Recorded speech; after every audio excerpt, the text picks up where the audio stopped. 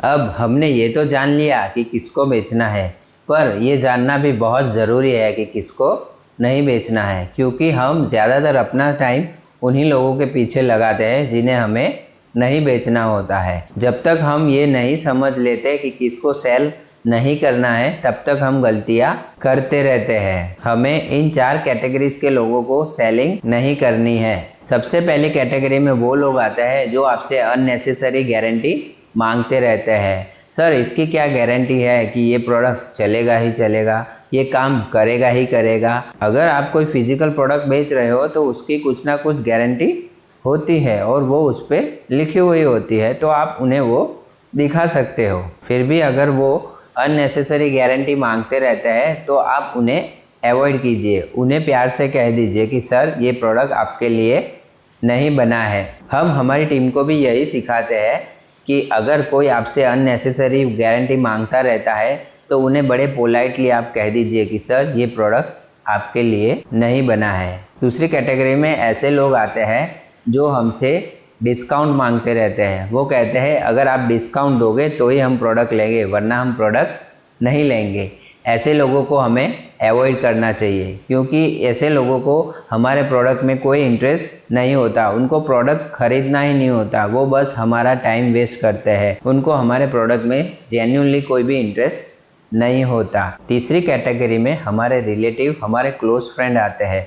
तो ऐसे लोगों को भी आप अपने प्रोडक्ट या काम के थ्रू कुछ भी सेलिंग करने की कोशिश ना करें, क्योंकि अगर आपने अपने क्लोज फ्रेंड को प्रोडक्ट पिच किया और अगर वो नहीं खरीदता तो आप दोनों के बीच में मनमुटाव हो सकता है। और रिलेटिव के केस में अगर वो आपसे प्रोडक्ट ले भी लेते हैं तो वो ऐसा जताते हैं जैसे आपके ऊपर कुछ एहसान कर रहे हो। वो जब भी आपसे मिलते हैं तो वो आपसे कुछ ना कुछ प्रोडक्ट के बारे में कंप्लेन करते रहते हैं। अरे, वो प्रोडक्ट लिया था ना, वो तो बेकार निकला, वो तो नहीं चला।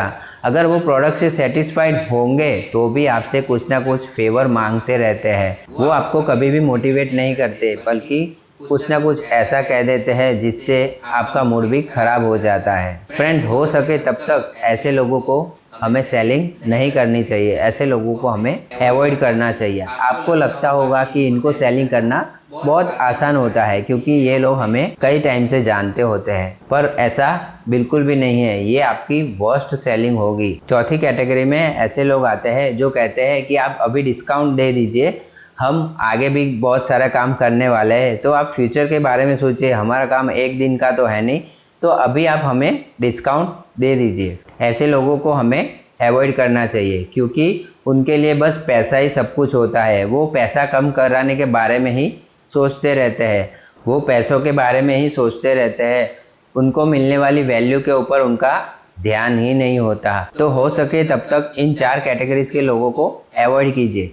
जैसे जैसे आप इस तरह के लोगों को अवॉइड करते जाओगे, वैसे ही आपका बिजनेस बहुत तेज़ी से बढ़ने लगेगा। क्योंकि बिलीव मी, ऐसे लोगों को टैकल करने में माइंड के ऊपर बहुत सारा स्ट्रेस पड़ता है, हमारी बहुत सारी एनर्जी ड्रेन हो जाती है। इसके बजाय अगर आप उसी एनर्जी को, उसी टाइम को किसी पॉजिटिव कस्टमर पे लगाते हो तो आपको अच्छी सेल्स जनरेट करके देता है। आपसे सबसे ज़्यादा प्रोडक्ट खरीदेगा वो होगा स्ट्रेंजर, क्योंकि एक स्ट्रेंजर के पास वो सब कुछ है जो आपको चाहिए। वो आपका प्रोडक्ट भी खरीदेगा, वो आपको थैंक यू भी बोलेगा और वो आपको रेकमेंडेड भी करेगा। So write down in your diary whom not to sell। और हम मिलते हैं अगले वीडियो में।